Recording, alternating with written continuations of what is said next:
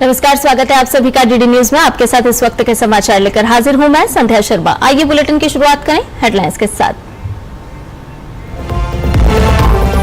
केंद्र और कॉर्पोरेट जनता पार्टी के बीच आज नई दिल्ली में तीसरे दौर की वार्ता। पेपर लीक रोकथाम से जुड़े विधेयक के मसौदे को केंद्रीय मंत्रिमंडल की मंजूरी। अगले सप्ताह संसद में पेश होगा बिल।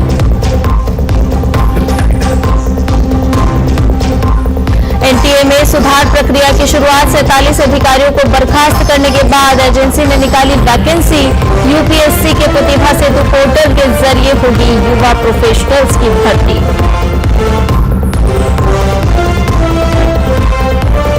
रक्षा मंत्री राजनाथ सिंह आज से लद्दाख के 2 दिवसीय दौरे पर। कल द्रास में आयोजित होने वाले कारगिल विजय दिवस समारोह में होंगे शामिल।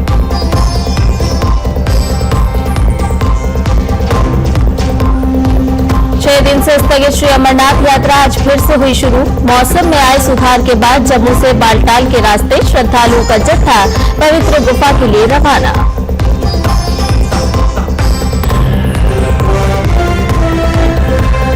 और भारत और जिम्बाब्वे के बीच दूसरा T20 मैच आज। सीरीज पर कब्जा जमाने के इरादे से मैदान पर उतरेगा भारत। वैभव सूर्यवंशी पर होंगी निगाहें।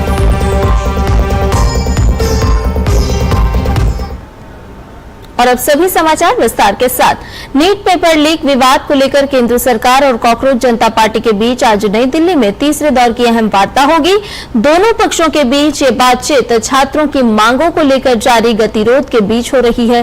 कल करीब 2 घंटे तक चली बातचीत के बाद सीजेपी ने दावा किया था कि सरकार उनकी 2 प्रमुख मांगों पर सकारात्मक रुख दिखा रही है। वीपी हाउस में हुई बैठक में केंद्रीय मंत्री जेपी नड्डा और डॉक्टर जितेंद्र सिंह ने सीजेपी प्रतिनिधिमंडल से मुलाकात की, जिसमें छात्रों की मांगों पर विस्तार से चर्चा हुई। इस दौरान सीजेपी ने अपनी 3 प्रमुख मांगों के साथ परीक्षा सुधार से जुड़े 5 लिखित सुझाव भी सरकार को सौंपे। बैठक के बाद केंद्रीय मंत्री जेपी नड्डा ने सभी प्रस्तावों पर गंभीरता से विचार करने का आश्वासन दिया था। तो वहीं सीजेपी के राष्ट्रीय प्रवक्ता आशुतोष रांका ने उम्मीद जताई है कि आज तीसरे दौर की बैठक में सरकार उनकी मांगों पर स्पष्ट रुख सामने रखेगी। नीट पेपर लीक मामले में नेशनल टेस्टिंग एजेंसी ने अपने 47 अधिकारियों को बर्खास्त कर दिया है। सूत्रों के मुताबिक बर्खास्त अधिकारियों में से कुछ के खिलाफ आपराधिक मामले भी दर्ज किए जाएंगे। ये कार्रवाई एनटीए में व्यापक सुधार अभियान का हिस्सा है। एक दिन पहले ही शिक्षा विभाग के सचिव को भी बदला गया है। अब सरकार परीक्षा प्रणाली को सुरक्षित बनाने के लिए आउटसोर्सिंग व्यवस्था में बदलाव करने की तैयारी कर रही है। इसके साथ ही तकनीकी सुधार और नई टेस्टिंग व्यवस्था लागू करने की भी तैयारी है, जिससे भविष्य में पेपर लीक की घटनाओं पर लगाम लगाई जा सके। सरकार का कहना है कि दोषियों के खिलाफ कानूनी कार्रवाई के साथ साथ जवाबदेही भी तय की जाएगी। राष्ट्रीय परीक्षा एजेंसी यानी कि एनटीए ने अपने संगठनात्मक ढांचे को अधिक पेशेवर और सक्षम बनाने की दिशा में महत्वपूर्ण कदम उठाए हैं। राधाकृष्णन समिति की सिफारिशों के अनुरूप एजेंसी ने वरिष्ठ पेशेवर पदों पर नियुक्तियों के लिए अधिसूचना जारी की है। इसके साथ ही पहली बार संघ लोक सेवा आयोग यानी कि यूपीएससी के प्रतिभा सेतु पोर्टल के माध्यम से युवा पेशेवरों की भर्ती की जाएगी। एनटीए ने सप्ताह अनुबंध के आधार पर 4 महाप्रबंधक यानी कि जनरल मैनेजर स्तर के पदों के लिए आवेदन आमंत्रित किए हैं। प्रत्येक पद के लिए शुरुआती अनुबंध अवधि 3 वर्ष निर्धारित की गई है। इन नियुक्तियों का उद्देश्य परीक्षा संचालन, प्रशासन और संस्थागत क्षमता को और मजबूत बनाना है। इसके अलावा एजेंसी ने यूपीएससी के प्रतिभा सेतु पोर्टल के माध्यम से 16 युवा पेशेवरों की नियुक्ति की प्रक्रिया भी शुरू की है। ये पहली बार हो रहा है जब एनटीए इस पोर्टल के जरिए भर्ती कर रही है। सिविल सेवा परीक्षा में शामिल हो चुके और प्रतिभा सेतु पोर्टल पर पंजीकृत अभ्यर्थी इन पदों के लिए आवेदन कर सकते हैं। अब ऐसे में माना जा रहा है कि इन कदमों से एनटीए की कार्यप्रणाली में दक्षता, पारदर्शिता और संस्थागत क्षमता को और भी मजबूती मिलेगी। पेपर लीक को लेकर दिल्ली पुलिस ने बड़ा कदम उठाया है। दिल्ली पुलिस ने परीक्षा संबंधी कागजी कार्यवाही में गड़बड़ी और अन्य अपराधों की जांच के लिए एक विशेष कार्यबल एसटीएफ का गठन किया है। ये कार्यबल लोक परीक्षा अनुचित साधनों की रोकथाम अधिनियम 2024 के अंतर्गत आता है। दिल्ली पुलिस ने एक बयान में कहा कि ये कार्यबल विभिन्न प्राधिकरणों द्वारा आयोजित लोक परीक्षाओं से संबंधित अपराधों की त्वरित, पेशेवर और व्यापक जांच करने के लिए जिम्मेदार होगा। इनमें संघ लोक सेवा आयोग, कर्मचारी चयन आयोग, रेलवे भर्ती बोर्ड, बैंकिंग, कार्मिक चयन संस्थाएं, राष्ट्रीय परीक्षण एजेंसी और इसके साथ ही केंद्र सरकार के मंत्रालय या फिर विभाग और उनके संबद्ध एवं अधीनस्थ कार्यालय शामिल हैं, जो कर्मचारियों की भर्ती करते हैं। जांच के अलावा एसटीएफ अभियोजन एजेंसियों के साथ प्रभावी समन्वय सुनिश्चित करेगा ताकि मामलों की त्वरित सुनवाई हो सके और ऐसे में मामलों के मुकदमे प्रतिदिन के आधार पर चलाए जा सकें। विशेष कार्यबल का नेतृत्व अपराध शाखा के पुलिस उपायुक्त करेंगे। अपराध शाखा के विशेष पुलिस आयुक्त एसटीएफ के कामकाज पर समग्र पर्यवेक्षण और प्रशासनिक नियंत्रण रखेंगे और मामलों की प्रभावी जांच और लगन से अभियोजन सुनिश्चित करने के लिए आवश्यक निर्देश जारी करेंगे। आइए आगे बढ़ते हैं। जंतर मंतर पर प्रदर्शन स्थल के आसपास फेस रिकॉग्निशन सिस्टम से आपराधिक पृष्ठभूमि वाले 2500 से ज्यादा लोगों की पहचान की गई है। दिल्ली पुलिस सूत्रों के अनुसार ये तकनीक कानून व्यवस्था बनाए रखने में मददगार साबित हो रही है और इससे उन लोगों पर नजर रखी जा रही है जो प्रदर्शन की आड़ में माहौल बिगाड़ने की कोशिश कर सकते हैं। हाई रिजोल्यूशन कैमरों से दूर की तस्वीरें ली जाती है और इसके बाद इन तस्वीरों का तुरंत पुलिस डेटाबेस से मिलान किया जाता है। अगर किसी वांछित या भगोड़े आरोपी की पहचान होती है तो संबंधित पुलिस इकाई को तुरंत सूचना दे दी जाती है और इसके बाद बिना देरी के कानूनी कार्रवाई शुरू की जा सकती है। पुलिस ने अपनी तरफ से यह स्पष्ट कर दिया है कि यह प्रणाली आम प्रदर्शनकारियों के लिए नहीं है। इसका उद्देश्य केवल आपराधिक रिकॉर्ड वाले लोगों की पहचान करना है जो प्रदर्शन में शामिल होकर कानून व्यवस्था बिगाड़ सकते हैं। प्रदर्शन स्थल के आसपास मुख्य प्रवेश और निकास बिंदुओं पर 4 एफआरएस यूनिट तैनात की गई है और ये सभी दिल्ली पुलिस के डेटाबेस से जुड़ी हुई हैं। एक पुलिस अधिकारी ने बताया है कि इस तकनीक से अपराध की रोकथाम और जांच दोनों में मदद मिल सकती है। पाकिस्तान से जुड़े कुछ प्रोपेगेंडा सोशल मीडिया अकाउंट्स द्वारा भारतीय सेना के प्रमुख अधिकारियों में से एक चीफ ऑफ डिफेंस स्टाफ यानी कि सीडीएस जनरल एनएस राजा सुब्रमणी का एक वीडियो वायरल किया जा रहा है। इस वीडियो में दावा किया जा रहा है कि जंतर मंतर पर हुए विरोध प्रदर्शनों के बाद 30,000 सेना के जवानों ने इस्तीफा दे दिया है। पीआईबी फैक्ट चेक ने इस दावे को पूरी तरह से गलत और निराधार बताया है। पीआईबी के अनुसार वायरल वीडियो फर्जी है और इसे आर्टिफिशियल इंटेलिजेंस की मदद से तैयार किया गया है। पीआईबी ने स्पष्ट किया है कि सीडीएस जनरल एनएस राजा सुब्रमणी ने ऐसा कोई बयान नहीं दिया है। लोगों से अपील की गई है कि वो ऐसे भ्रामक और फर्जी वीडियो पर विश्वास ना करें और साथ ही साथ बगैर पुष्टि किए इन्हें साझा करने से भी बचें। पेपर लीक के खिलाफ दिल्ली में जारी प्रदर्शन के कारण मेट्रो परिचालन पर भी असर पड़ रहा है। सुरक्षा कारणों से लगातार कई स्टेशन बंद किए जा रहे हैं। दिल्ली मेट्रो रेल कॉरपोरेशन ने जानकारी साझा की है कि आज सुबह 7:30 बजे से 18 मेट्रो स्टेशन यात्री सेवाओं के लिए बंद रहेंगे। ये स्टेशन तब तक बंद रहेंगे जब तक आगे कोई नई सूचना जारी नहीं कर दी जाती। जिन मेट्रो स्टेशनों के गेट बंद रहेंगे उनकी जानकारी आपको दे देते हैं, जिनमें शामिल है लोक कल्याण मार्ग, राजीव चौक, पटेल चौक, रामकृष्ण आश्रम मार्ग, Barakhamba, supreme Court, Seva Teerth, Janpath, Mandi House, Central Secretariat, ITO, Delhi Gate, Indraprastha, Khan Market, Jorbagh, Shivaji Stadium, Jhandewalan और नई दिल्ली शामिल हैं। हालांकि राजीव चौक, मंडी हाउस और सेंट्रल सेक्रेटेरिएट स्टेशनों पर इंटरचेंज सुविधा यात्रियों के लिए उपलब्ध रहेगी, यानी कि आप इंटरचेंज मेट्रो के लिए कर सकते हैं, लेकिन एंट्री या एग्जिट इन 18 स्टेशन से नहीं कर पाएंगे। बुलेटिन में खबरें और भी हैं, लेकिन फिलहाल रुकने एक छोटे से ब्रेक के लिए जल्द हाजिर होंगे।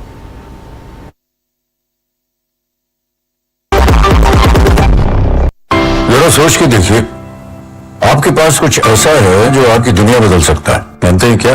आपका अपना सोना। सोना क्या नहीं कर सकता? सोना आपको अपने सपनों का घर दिला सकता है, आपके बच्चों का भविष्य बना सकता है। सोना आपकी हर इच्छा पूरी कर सकता है। तो भारत की सबसे बड़ी gold loan NBFC Muthoot finance से गोल्ड लोन लीजिए और फिर देखिए सोना क्या नहीं कर सकता। मुथूट फाइनेंस, जहाँ विश्वास ही परंपरा है। कॉल कीजिए 1-800-313-1212। जब धरती चीर कर निकलता है लोहे का पत्थर और मिलता है मोंगिया के जोश से, फिर तपता है, पिघलता है और बनता है फौलाद। अब होता है सरिया सारी खूबियों के साथ। मोंगिया स्टील, मजबूत देश का मजबूत सरिया। ब्रेक के बाद समाचार में आपका एक बार फिर से स्वागत है। आइए खबरों में बढ़ते हैं आगे। रक्षा मंत्री राजनाथ सिंह आज से लद्दाख के कारगिल क्षेत्र के 2 दिवसीय दौरे पर रहेंगे और इस दौरान वे लद्दाख के अग्रिम क्षेत्रों का दौरा करेंगे। रक्षा मंत्री 26 जुलाई को द्रास में आयोजित होने वाले कारगिल विजय दिवस समारोह में शामिल होकर 1999 के कारगिल युद्ध में देश के लिए सर्वोच्च बलिदान देने वाले वीर जवानों को श्रद्धांजलि अर्पित करेंगे। रक्षा मंत्री 26 जुलाई को द्रास स्थित कारगिल युद्ध स्मारक पर आयोजित कार्यक्रम में हिस्सा लेंगे। यहां वो शहीद सैनिकों को नमन करेंगे और उनके अदम्य साहस, वीरता, शौर्य और बलिदान को याद करेंगे। मौसम विभाग ने देश के कई हिस्सों में अगले 24 घंटे के दौरान भारी बारिश की संभावना जताई है। गुजरात, कोंकण और गोवा, मध्य महाराष्ट्र, ओडिशा और राजस्थान के कुछ इलाकों में बहुत तेज बारिश हो सकती है, तो वहीं पूर्वोत्तर भारत, तटीय कर्नाटक, गंगेय पश्चिम बंगाल, हरियाणा, चंडीगढ़, दिल्ली, हिमाचल प्रदेश, जम्मू कश्मीर, लद्दाख, पंजाब, उत्तराखंड और दक्षिण आंतरिक कर्नाटक के कुछ हिस्सों में मध्यम से तेज बारिश का अनुमान है। इधर मौसम विभाग के अनुसार अंडमान निकोबार द्वीप समूह, तमिलनाडु, पुदुचेरी, कराईकल, रायलसीमा और आंतरिक कर्नाटक के कुछ इलाकों में गरज चमक के साथ बौछारें पड़ सकती हैं। इसके अलावा बिहार, झारखंड, मध्य प्रदेश, तेलंगाना, ओडिशा और राजस्थान में भी बारिश के साथ आंधी तूफान की संभावना बनी रहेगी। गुजरात में पिछले 3 दिनों से मूसलाधार वर्षा होने के कारण राज्य में जनजीवन अस्त व्यस्त हो चुका है। दक्षिण गुजरात और मध्य गुजरात के बाद अब उत्तर गुजरात में भी मूसलाधार बारिश हो रही है। इसके कारण अहमदाबाद, सूरत, नवसारी और वलसाड़ समेत कई जिलों में भारी जलभराव और अचानक बाढ़ जैसी स्थिति उत्पन्न हो गई है। अब तक 40,500 से ज्यादा लोगों को सुरक्षित स्थानों पर पहुंचाया गया है, जबकि 2,600 से ज्यादा लोगों का रेस्क्यू किया जा चुका है। अहमदाबाद के साबरमती क्षेत्र में जलभराव के बीच फंसे 11 लोगों को दमकल विभाग ने सुरक्षित बाहर निकाला है। इस दौरान बारिश से जुड़ी घटनाओं में 5 लोगों की मौत भी हुई है। मौसम विज्ञान विभाग ने आज मध्य और उत्तर गुजरात के कई जिलों के लिए रेड अलर्ट जारी कर दिया है। इन जिलों में खेड़ा, गांधीनगर, सुरेंद्रनगर, महिसागर, अरवली, साबरकांठा और महसाणा शामिल है। अहमदाबाद, बोटाद, अमरेली, राजकोट, मोरबी, भरूच, वडोदरा, आनंद, पंचमहल, दाहोद, छोटा उदेपुर आदि जिलों के लिए ऑरेंज अलर्ट जारी किया गया है। इसके अलावा आईएमडी के पूर्वानुमान के अनुसार सोमवार से बारिश कम होने की संभावना है। छात्रों की सुरक्षा को ध्यान में रखते हुए अहमदाबाद, सूरत और वडोदरा सहित बारिश से प्रभावित जिलों के सभी स्कूल और कॉलेज बंद रहेंगे आज। और गुजरात के मुख्यमंत्री भूपेंद्र पटेल ने अहमदाबाद शहर में लगातार 2 दिनों से हो रही भारी बारिश से प्रभावित क्षेत्रों का दौरा कर स्थिति का जायजा भी लिया है। इस सब के दौरान उन्होंने बारिश से हुए जलभराव और लोगों को हो रही परेशानियों की जानकारी ली। उन्होंने बारिश के पानी की निकासी व्यवस्था की समीक्षा की, लोगों से बातचीत की और अधिकारियों को राहत एवं बचाव कार्यों में तेजी लाने के निर्देश भी दिए। असम में बाढ़ की स्थिति गंभीर बनी हुई है। पिछले 24 घंटों में 15 और लोगों की मौत के साथ मृतकों की संख्या बढ़ी है, जो कि 62 हो गई है, जबकि राज्य के 9 जिलों में 7.05 लाख से अधिक लोग प्रभावित हैं। असम राज्य आपदा प्रबंधन प्राधिकरण द्वारा जारी बुलेटिन के मुताबिक नए मामलों में चराईदेव जिले में 7, शिवसागर में 6 और जोरहाट में 1 व्यक्ति की डूबने से मौत हुई है। ताजा मौत के साथ ही इस वर्ष बाढ़ से जान गंवाने वालों की कुल संख्या बढ़कर 62 हो चुकी है। राज्य के चराईदेव, धेमाजी, डिब्रूगढ़, गोलाघाट, होजाई, जोरहाट, कार्बी, आंगलोंग, नगांव और शिवसागर जिलों में 7 लाख से ज्यादा लोग प्रभावित हुए हैं। शिवसागर राज्य में बाढ़ से सबसे ज्यादा प्रभावित जिला रहा, जहां करीब 3.5 लाख लोग प्रभावित हुए हैं। इसके बाद चराईदेव में 1.9 लाख और जोरहाट में 1.3 लाख लोग बाढ़ से प्रभावित हैं। इससे पहले यानी कि बृहस्पतिवार को 11 जिलों में 7.21 लाख से ज्यादा लोग प्रभावित थे।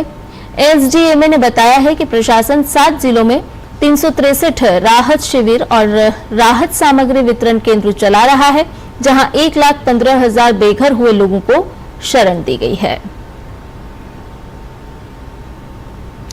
कारगिल विजय दिवस से पहले उत्तराखंड में वीर जवानों के बलिदान को याद करते हुए विशेष कार्यक्रम आयोजित किया गया।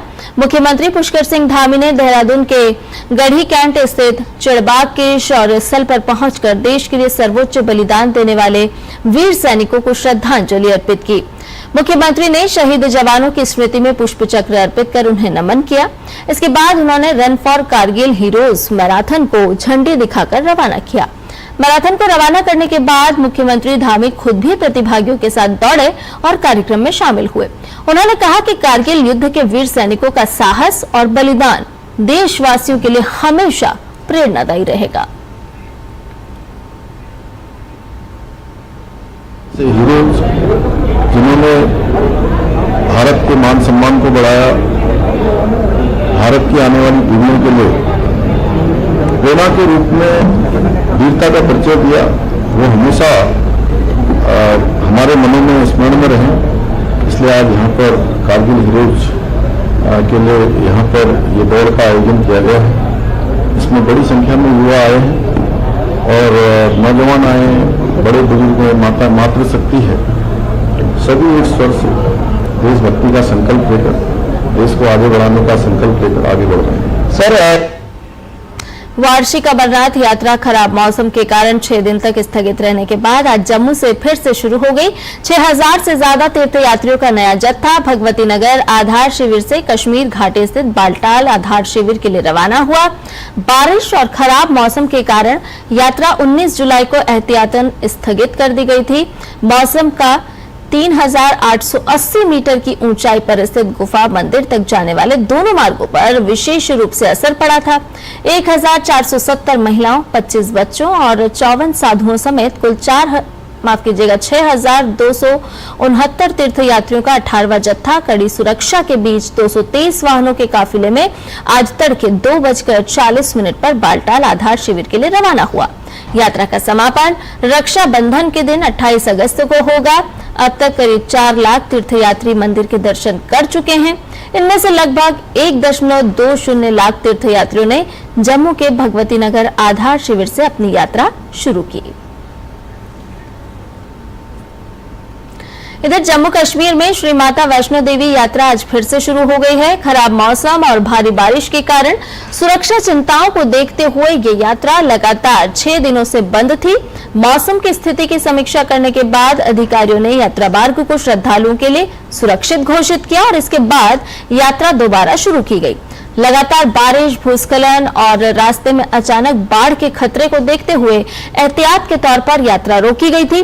श्रद्धालुओं को सलाह दी गई है कि वो श्री माता वैष्णो देवी श्राइन बोर्ड और सुरक्षा एजेंसियों के निर्देशों का लगातार पालन करते रहें, सुरक्षा संबंधी सलाह को माने और यात्रा के दौरान मौसम की जानकारी भी लेते रहें।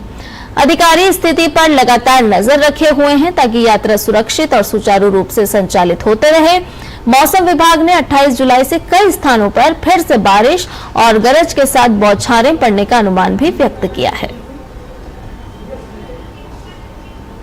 महाराष्ट्र के सोलापुर जिले में स्थित पंढरपुर में देवशयनी एकादशी के पावन अवसर पर श्रद्धालुओं का भारी जनसैलाब उमड़ पड़ा है। आषाढ़ी एकादशी पर दूर दूर से आए श्रद्धालुओं ने चंद्रभागा नदी में आस्था की पवित्र डुबकी लगाई।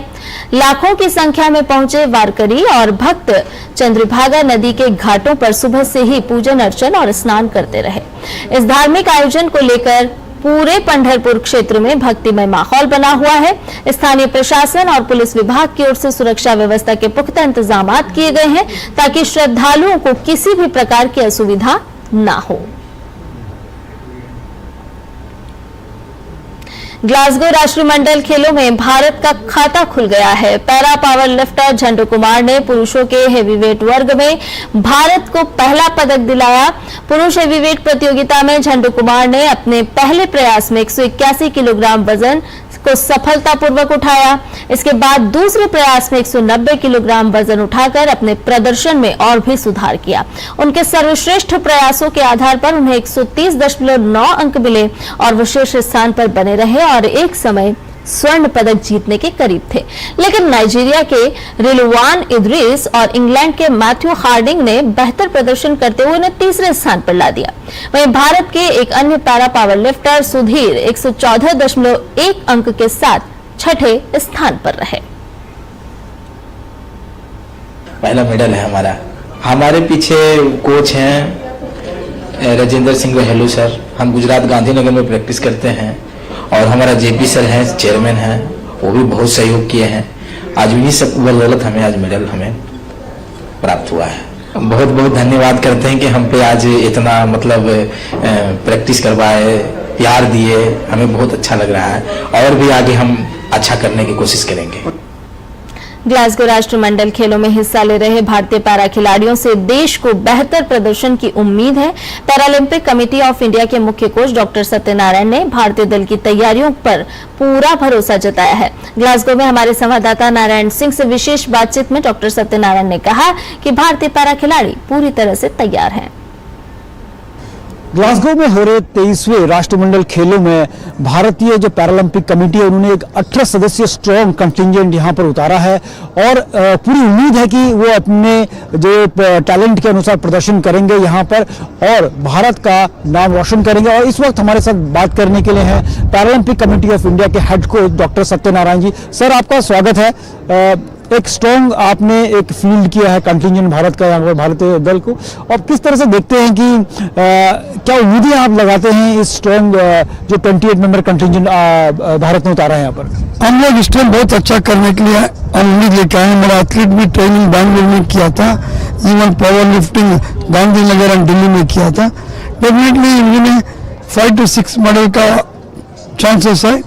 ये चांसेस से बोल के बोलता लोग, मैं चांस नहीं बोल रहा है, 100% कन्फर्म है हमारा 4 मेडल। इवन इंडिया इतना बड़ा कॉन्टिंजेंट पैरा स्पोर्ट्स में कभी लेके नहीं आया था कॉमनवेल्थ गेम्स में। सर, अगर हम बात करें ओवरऑल, अगर पैरा स्पोर्ट्स की बात करें तो इंडिया में लगातार चाहे वो पैरा एशियन गेम्स हो, पैरालंपिक्स गेम हो, हर एडिशन में जो पदकों की संख्या है बहुत उछाल आया है उनमें। इसकी आप क्या वजह मानते हैं? Paralympic committee of India team work कैसे काम कर रहा है। हमारा प्रेसिडेंट डॉक्टर देवेंद्र है, देवेंद्र का अंडर में हम लोग सब लोग अच्छा काम कर रहे हैं। लेकिन कोचेस, फिजियो, मसीवर सभी लोग एक साथ मिलकर अंडर गवर्नमेंट ऑफ इंडिया का अच्छा सपोर्ट है, कॉर्पोरेट से भी अच्छा सपोर्ट है। एक चीज हमने देखी है कि भारत में प्रधानमंत्री मोदी खिलाड़ियों से डायरेक्ट संवाद करते हैं, उनसे मिलते हैं, उनके लिए ट्वीट करते हैं, और कहीं ना कहीं इस भूमिका को किस तरह से देखते हैं कि इसका कितना बड़ा योगदान है, जो हमारे भारतीय जो खेल है उसको आगे बढ़ने में इसका कितना भूमिका है? से आप लोग को पता है आज का दिन में इंडिया क्या कैश अवार्ड दे रहा है, क्या रेस्पेक्ट दे रहा है। किसी कंट्री में इतना कैश अवार्ड नहीं मिल रहा है, बट फिर भी हमारा खिलाड़ी लोग का ये रूरल एरिया में भी अच्छा सपोर्ट हो रहा है। मोदी जी ये बहुत प्यार से खिलाड़ी लोग को, मैं खिलाड़ी भी था पहले, इवन वो बहुत प्यार से सब लोग से बात करता है जाने का टाइम में, इवन वापस मेडल जीत के आने के बाद में, इवन मेडल जीतो नहीं जीतो खिलाड़ी लोग को सबको एक तरफ ऐसा रेस्पेक्ट करता है। ये बहुत बड़ा दिल है हमारा मोदी जी का। तो जिस तरह से पैरालंपिक कमेटी के हेड कोच सत्यनारायण जी ने कहा कि एक पूरा सपोर्ट मिल रहा है गवर्नमेंट से और एक टीम की तरह पैरालंपिक कमेटी ऑफ इंडिया काम करती है, तो बिल्कुल इसी राह पर हमारा पूरा जो टीम है वो चल रही है। और आने वाले समय में देखेंगे कि इस तरह के सपोर्ट से हमारी टीम जो पैरा टीम्स है बड़े इवेंट्स में और बेहतरीन प्रदर्शन करेगी। कैमरा पर्सन स्टालिन के साथ Narayan Singh, DD news, Glasgow. और इसी खबर पर विस्तार से जानने के लिए बात करते हैं ग्लासगो में मौजूद अपने संवाददाता नारायण से। नारायण, आपसे समझना चाहेंगे कि राष्ट्रमंडल खेलों के तीसरे दिन भारत के लिए क्या कुछ खास रहने वाला है, और अगर आज की बात करें तो किन प्रमुख स्पर्धाओं और किन किन भारतीय खिलाड़ियों पर सभी की निगाहें रहने वाली हैं? ग्लासगो में कॉमनवेल्थ गेम्स का रोमांच शनिवार को भी जारी रहेगा। तीसरे दिन भारतीय खिलाड़ी कई खेलों में चुनौती पेश करते नजर आएंगे। Gymnastics, lawn balls, boxing, 3x3, wheel chair basketball, swimming, इनमें भारतीय खिलाड़ी नजर आएंगे। सभी की कोशिश अगले दौर में जगह बनाने की होगी और भारत के लिए मजबूत प्रदर्शन करने की होगी। भारत के तीसरे दिन की शुरुआत आर्टिस्टिक जिम्नास्टिक्स होगी, जिसमें महिला टीम फाइनल और इंडिविजुअल क्वालिफिकेशन खेलेंगे, जिसमें कि स्टार जिम्नास्ट परिणीति नायक, निष्का अग्रवाल, इशिता और प्रतिष्ठा अपनी चुनौती पेश करेंगे। और इसके बाद मुकाबले होंगे लॉन बॉल्स और पैरा बॉल्स के। महिला पेयर में रूपा और पिंकी सिंह का सामना टोंगो से होगा, और जबकि पुरुष सिंगल में पुतुल सोनोवाल एक बार अपना जलवा बिखेरने की कोशिश करेंगे। और बॉक्सिंग में सचिन सिवाच अपने अभियान की शुरुआत करेंगे। पुरुषों के 60 केजी किलोग्राम वर्ग में वो उनका सामना कनाडा के मुक्केबाज से होगा। सचिन यहाँ पर राउंड ऑफ 32 में जीतकर अगले राउंड में जाने की कोशिश करेंगे। स्विमिंग की बात करें तो नजरें अच्छे प्रदर्शन पर होंगी। शशि कुमार और आर्यन नेहरा पुरुषों में की जो 400 मीटर की फ्री स्टाइल है उसमें हिट्स में उतरेंगे और फाइनल में जगह बनाने की कोशिश करेंगे। वहीं श्रीहरि नटराज पुरुषों की 50 मीटर बैक स्ट्रोक में के फाइनल में पहुंचने के इरादे से पूल में उतरेंगे। और 3x3 व्हील चेयर बास्केटबॉल में भारत की महिला टीम वेल्स का सामना करेगी। इस मुकाबले में लक्ष्मी, ऋतु, मीनाक्षी अपनी चुनौती पेश करेंगे।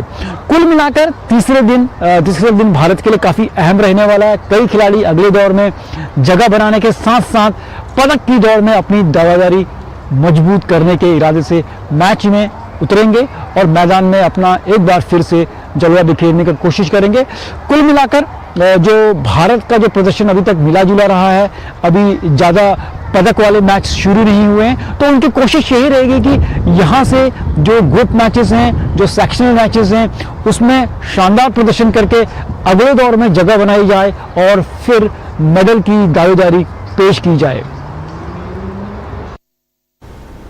चलिए, बहुत धन्यवाद नारायण तमाम जानकारी हमसे साझा करने के लिए। और इसके साथ ही समाचार में फिलहाल के लिए इतना ही। मुझे दीजिए इजाजत, नमस्कार।